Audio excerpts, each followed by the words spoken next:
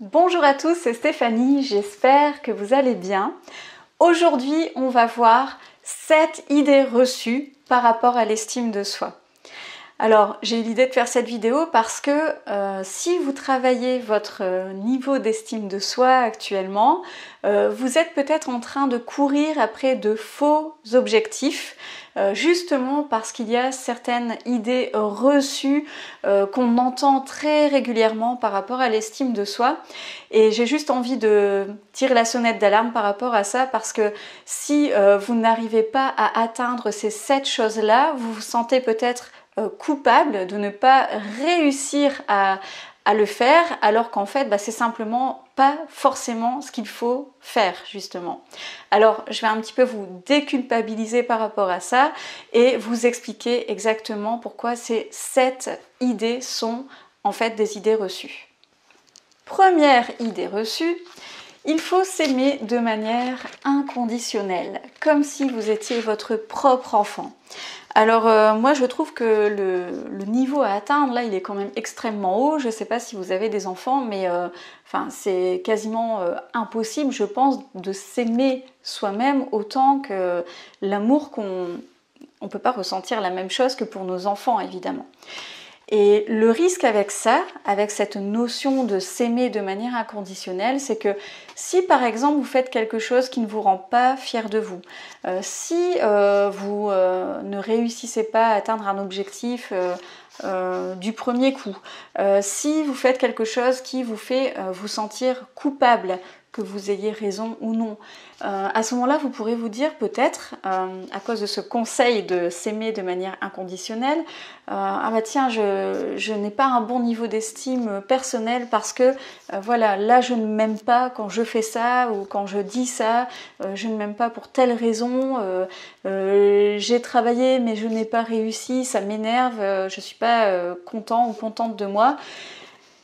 Voilà, c'est pas pour autant que vous n'avez pas un bon niveau d'estime de soi. Le risque, c'est juste, en fait ce qu'on entend par là, c'est si c'est systématique, si tous les jours vous vous dites que vous ne vous aimez pas, là il y a un problème. Si à chaque fois que vous ratez quelque chose, vous vous dites que vous êtes nul, là il y a un problème. Si vous vous sentez coupable ou vous avez l'impression que vous faites du mal aux autres alors que c'est pas du tout le cas, là il y a un problème.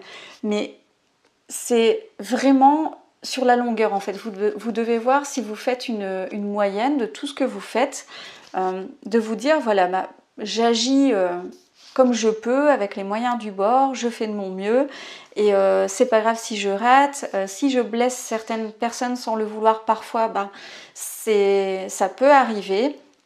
Et voilà, de ne pas vous dire non, je ne suis pas quelqu'un de bien, je ne m'aime pas. Voilà, mais donc oubliez cette idée de vous aimer quoi qu'il arrive, en toutes circonstances, parce que ça c'est vraiment quelque chose de impossible à atteindre. Donc il faut relativiser cette notion. D'ailleurs, je pense que c'est ce qu'on veut dire par là. Mais voilà, attention à bien comprendre ce qu'on entend par s'aimer de manière inconditionnelle. Deuxième idée reçue. Les gens qui ont un bon niveau d'estime de soi peuvent être facilement égoïstes, en fait, dans le sens où ils écoutent avant tout leurs propres besoins. Alors ça, c'est une chose qu'on entend souvent, un conseil qui revient sans arrêt, mais en réalité, là encore une fois, le problème c'est que si vous n'arrivez pas à être entre guillemets égoïste, c'est-à-dire prendre du temps pour vous relaxer ou faire un sport que vous aimez ou aller voir des amis, dans ce cas-là, si vous vous sentez quelque part coupable de laisser, je sais pas, votre chéri ou vos enfants par exemple à la maison pendant ce temps-là, ou alors de laisser toutes les, je sais pas, les tâches ménagères que vous avez à faire ou d'autres responsabilités. Si vous vous sentez mal, ce n'est pas parce que voilà, vous n'arrivez pas à être égoïste. C'est pas parce qu'il faut être égoïste, c'est simplement parce que il faut être au clair avec vous-même et avec les autres. Donc c'est-à-dire que si vous avez effectivement besoin de vous ressourcer d'une manière ou d'une autre, et de laisser pour un petit moment, quelques heures par exemple, à certaines personnes que vous aimez très très fort. Le truc, c'est d'être clair avec vous-même, donc pourquoi vous avez ce besoin-là, pourquoi vous voulez le combler, et aussi de l'expliquer aux autres. Et je peux vous assurer que votre entourage peut tout à fait comprendre ça. En fait, le plus dur, c'est d'exprimer vos besoins. Donc, ne cherchez pas, surtout pas, à être égoïste, ça c'est horrible. En fait, il faut juste chercher à comprendre vos besoins et à les exprimer. Alors j'avais fait une vidéo là-dessus, je pense qu'elle s'appelait Comment être égoïste. Je vous mettrai le lien dans la description ici en bas de cette vidéo. Donc vous aurez un petit peu ma vision des choses par rapport à ça. Mais voilà, c'est une idée reçue, il ne faut pas être égoïste et penser à soi d'abord. Il y a une façon en fait d'écouter et de satisfaire nos besoins. Et voilà, donc ne vous en voulez pas si vous n'arrivez pas à être égoïste, si parfois vous prenez la décision de faire des choses de votre côté et que vous vous sentez mal par rapport aux autres, aux personnes que vous aimez, que vous avez laissées de côté un petit peu, c'est tout à fait normal. Donc voilà, ne cherchez surtout pas à être égoïste. Troisième idée reçue, il faut avoir l'esprit de compétition. Quelqu'un qui a un bon niveau d'estime de soi, c'est quelqu'un qui va aimer gagner. Moi, je sais que pendant tout un temps, je me disais, mais c'est bizarre parce que dans plein de situations, j'étais pas très motivée en fait pour arriver première. Et en fait, je me suis rendu compte que c'est pas du tout parce que je n'avais pas un bon niveau d'estime personnelle, c'est juste que ça dépend des domaines en fait. Donc si par exemple vous jouez à un jeu de société, aux cartes ou ce que vous voulez, vous en fichez complètement d'arriver premier et que vous n'êtes pas à fond dans le jeu, etc. C'est peut-être simplement parce que voilà, vous n'êtes pas spécialement joueur ou en tout cas c'est pas quelque chose d'important pour vous de gagner. D'ailleurs, parfois les gens qui aiment tant la compétition, qui cherchent tellement à être les premiers en tout ou quasiment tout, parfois ça cache une insécurité. En fait, ils ont besoin de ça pour se sentir bien. Donc parfois c'est le contraire. Quand vous voyez des gens qui adorent la compétition dans tous les domaines, peut-être qu'eux ont moins d'estime personnelle que vous en fait. Donc voilà pour l'esprit de compétition. Alors, idée reçue numéro 4, c'est le fait de croire que quelqu'un qui a un bon niveau d'estime de soi n'a pas besoin des autres. N'a pas besoin des autres ni pour être heureux, ni pour avancer. Alors, il y a des études qui ont été faites là-dessus. Pareil, j'ai fait une vidéo là-dessus qui s'appelle Le secret du bonheur. Je vous mettrai le lien dans la description de cette vidéo. Et en fait, on a besoin des autres pour être heureux. On a besoin de partager, on a besoin d'avoir des gens sur qui compter. Donc, c'est un peu faux de se dire... on entend souvent, par exemple, des choses du style « il vaut mieux être seul que mal accompagné ». Alors moi, je dis plutôt qu'il faut simplement être bien accompagné. C'est tout à fait possible, en fait. Donc, ne cherchez pas... Ne vous dites pas, voilà, si je ressens que j'ai besoin, par exemple, de trouver l'amour si vous êtes célibataire, c'est que je ne m'aime pas assez pour vivre seule, etc. C'est pas ça, c'est que c'est tout à fait naturel, en fait, de vouloir rencontrer du monde, donc que ce soit dans le milieu, au niveau personnel, donc amour, amitié, ou alors au niveau professionnel. On a aussi parfois besoin des autres pour avancer.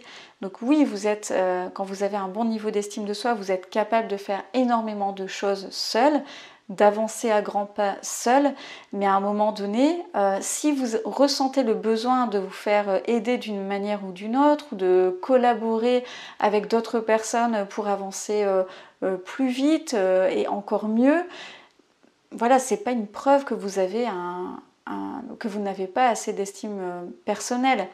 C'est juste que c'est tout à fait normal, on a besoin les uns des autres. Donc voilà, pour l'idée reçue, il ne faut pas vous sentir mal si vous avez besoin d'entrer en contact avec les autres, si vous avez besoin de l'aide des autres, c'est tout à fait naturel. Ensuite, l'idée reçue numéro 5, quelqu'un qui a un bon niveau d'estime de soi connaît ses forces et ses faiblesses. Alors, on entend souvent ça. Moi, je ne suis pas tout à fait d'accord avec ça parce que c'est sûr que si vous n'avez pas un bon niveau d'estime personnelle aujourd'hui, c'est intéressant de chercher quelles sont vos forces. Alors vos faiblesses, vous les trouvez très facilement en général, mais c'est très important, c'est vrai, si vous ne voyez pas quelles sont vos forces, de les découvrir. D'ailleurs, je vous prépare un cadeau par rapport à ça. En fait, ce sera 3 exercices de coach pour trouver vos forces. Et c'est vrai que c'est quelque chose qui peut vraiment vous aider au quotidien, vous booster. Enfin, ça peut être un point de départ. En plus, connaître ses forces, c'est important pour certains exercices de coaching. Donc c'est un peu une base à avoir, c'est vrai. Mais toutes les personnes qui ont un bon niveau d'estime de soi ne savent pas forcément dire quelles sont leurs forces et leurs faiblesses en fait.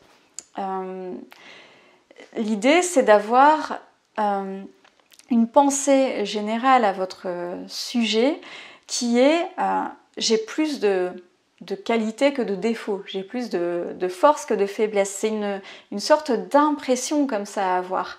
C'est pas le fait d'être au niveau du mental, de vous dire voilà j'ai une liste de qualités et de défauts, donc force ou faiblesse comme vous voulez, mais si vous avez cette liste, ça ne va pas du tout faire que vous vous sentez mieux en fait, que vous n'allez pas avoir l'impression d'avoir plus de valeur parce que vous avez toute une liste comme ça sous les yeux.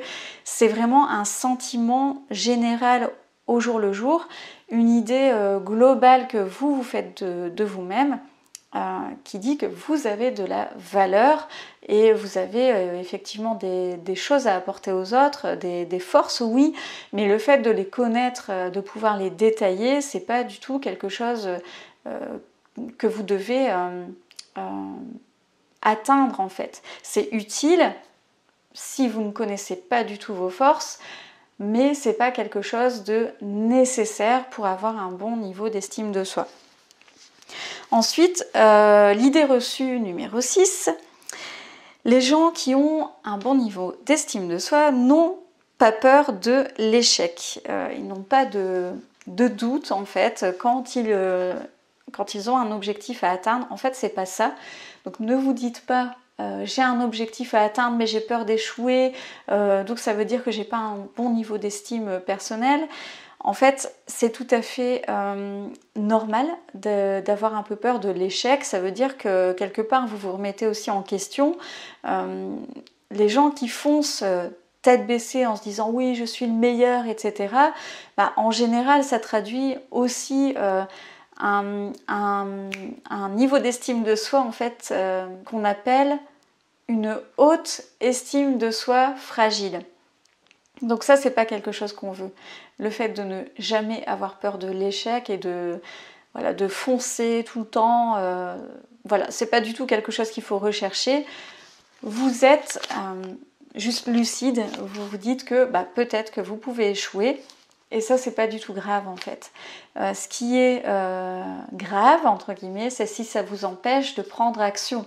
Si systématiquement vous vous dites « ah non, mais ça je peux pas le faire, forcément je vais échouer, j'ai pas ce qu'il faut pour y arriver », là vous avez un souci. Mais si de temps en temps vous avez peur de l'échec, quand vous faites quelque chose qui est important pour vous, c'est tout à fait normal, du moment que ça, à partir du moment où ça ne vous empêche pas d'avancer. Et l'idée reçue numéro 7 que je veux partager avec vous, c'est cette idée que les gens qui ont un bon niveau d'estime de soi ne craignent pas le regard des autres. Alors, en fait, le regard des autres, le fait de faire attention au regard des autres, c'est aussi quelque chose de tout à fait naturel. Le risque, encore une fois, c'est si vous ne faites rien par rapport à ce qu'on pourrait dire de vous. Là, c'est vraiment problématique. Si vous n'avancez pas à cause de ça, là, il y a vraiment un souci. Quelqu'un qui a un bon niveau d'estime de soi ne va pas rester bloqué à cause du regard des autres, mais par contre, si quelqu'un qui travaille dans le... Par exemple, vous avez un projet et vous êtes en train de réaliser ce projet et quelqu'un qui est passé par là ou qui s'y connaît vraiment dans ce domaine voit quelque chose qui ne fonctionne pas par rapport à ce que vous faites, si cette personne vous le dit, alors vous allez faire attention parce que c'est quelqu'un qui sait, c'est une personne qui sait de quoi elle parle. Donc il y a une différence entre craindre le regard des autres, c'est-à-dire le regard de tout le monde, de monsieur et madame tout le monde, et prendre en compte ce que les personnes qui savent de quoi elles parlent vous disent. Alors c'est pas craindre le regard de ces gens-là, c'est juste prendre en considération leur feedback en fait. Donc par rapport à ces 7 idées reçues sur l'estime de soi, je pense que voilà, il y a du vrai, il y a une part de vrai dans chaque idée, mais finalement c'est juste qu'on les comprend, on ne les comprend pas comme il le faut. Donc ce que je veux vous dire, c'est juste que si vous travaillez au niveau de votre estime de soi et vous vous dites voilà, mais j'y arrive pas en fait, c'est pas encore ça, je n'y suis pas encore, je voudrais démystifier un peu tout ça. C'est qu'il n'y a pas un moment où vous allez vous sentir vraiment super, etc., où vous n'allez plus jamais vous trouver nul. C'est pas du tout ça en fait qu'il faut chercher à atteindre, c'est simplement un état, comment dire, un état qui va faire que vous allez oser avancer, vous allez oser penser à vous et vous allez pouvoir simplement avoir une idée et vous dire ok, j'ai une idée, une envie, j'y vais. Et c'est pas grave si à certains moments vous vous sentez mal, pas assez bien, vous allez être touché par ce que disent certaines personnes, c'est pas du tout grave. Continuez parce que de toute façon l'estime de soi c'est quelque chose qui n'est pas stable, hein, ça fluctue, je pourrais faire une vidéo là-dessus aussi. Donc ne cherchez pas à avoir 10 sur 10 à tous les niveaux. Ne cherchez pas à coller en fait à tous les conseils qu'on vous donne. Simplement cherchez à agir, à faire ce que vous avez envie de faire et à ne pas vous critiquer, vous juger de façon très négative au point de vous empêcher de faire ce que vous voulez faire de votre vie. Voilà pour la vidéo d'aujourd'hui, pour les 7 idées reçues en matière d'estime de soi. Si vous voyez d'autres choses, n'hésitez pas à les mentionner en commentaire. N'oubliez pas de vous abonner à ma chaîne si ce n'est pas déjà fait et activer la cloche pour recevoir chaque nouvelle vidéo. Inscrivez-vous à la lettre privée si vous voulez recevoir de nouveaux conseils en matière d'estime de soi et de confiance en soi pour vous sentir bien dans votre peau et bien avec les autres. Le lien est dans la description de cette vidéo. Et puis, likez cette vidéo, partagez-la si vous en avez envie. Et moi, je vous dis à bientôt pour la prochaine vidéo. Salut!